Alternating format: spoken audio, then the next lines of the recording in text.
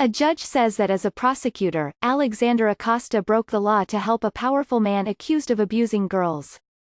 While he was the United States Attorney for the Southern District of Florida in 2007, Labor Secretary Alexander Acosta oversaw a plea deal for Jeffrey Epstein, the New York financier accused of sexually abusing more than 80 underage girls. Rich and well-connected, his friends and acquaintances included Prince Andrew, Bill Clinton, Kevin Spacey, Woody Allen and Donald Trump. Mr. Epstein faced a 53-page federal indictment that could have put him in prison for life, according to the Miami Herald, which ran a blockbuster expose in November.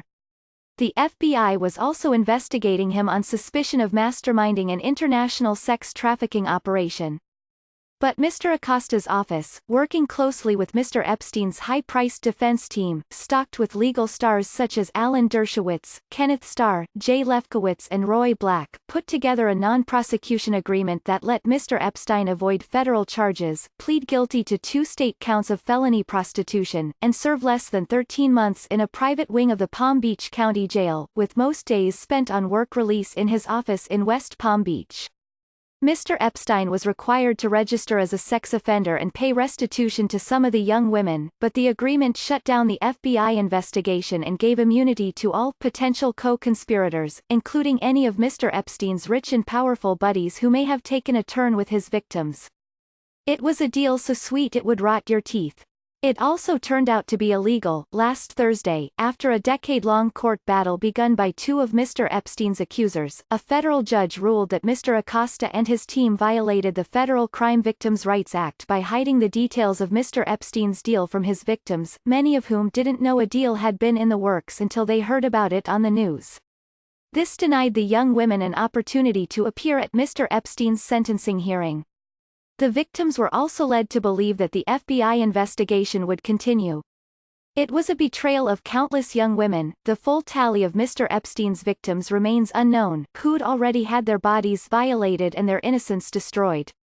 If even a fraction of the accusations against him are true, Mr. Epstein was no ordinary predator. Those with a weak stomach may want to skip ahead. For years, he allegedly turned his Palm Beach mansion into a sex den, luring in teenagers whom he paid and coerced into an array of sexual behavior. Mr. Epstein reportedly groomed some of the teenagers to recruit even younger, fresher victims. He was said to like his girls white and prepubescent looking. One victim has recalled that Mr. Epstein praised her as pure. She was 14 at the time, before molesting her. Like many predators, he preferred his victims troubled, making them easier to manipulate and less likely to be believed if they reported him. Mr. Epstein reportedly had victims brought in up to 3 times a day, some from out of state, others from out of the country. More grotesque still, he was suspected of loaning girls out to his friends, hosting sex parties at his homes in the Caribbean, Manhattan, and New Mexico. In New York, a lawsuit is pending that accuses Mr. Epstein of employing a modeling agency to import girls as young as 13 from Europe and South America.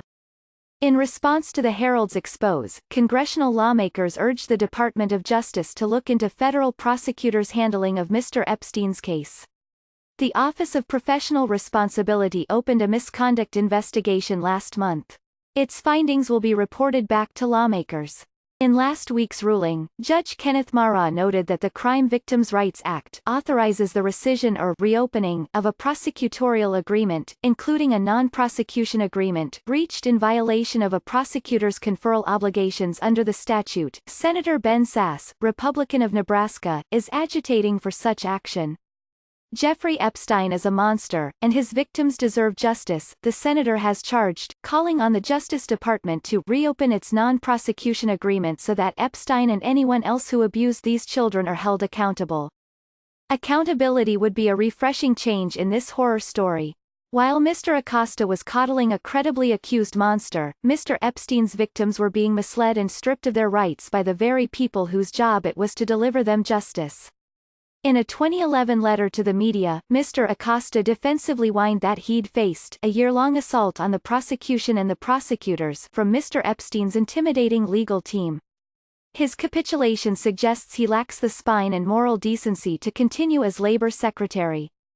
During his 2017 confirmation hearings, Mr. Acosta brushed back questions about Mr. Epstein, insisting that he had done his best. Senator Dianne Feinstein, Democrat of California, opposed his nomination, contending that Mr. Acosta's handling of the case suggests he won't put the interests of workers and everyday people ahead of the powerful and well-connected. Ms. Feinstein was being generous. The Epstein case shows that under Mr. Acosta, the rich and powerful got away with the most vile offenses. Both Congress and the administration must demand answers, both for Mr. Epstein's victims and the American public.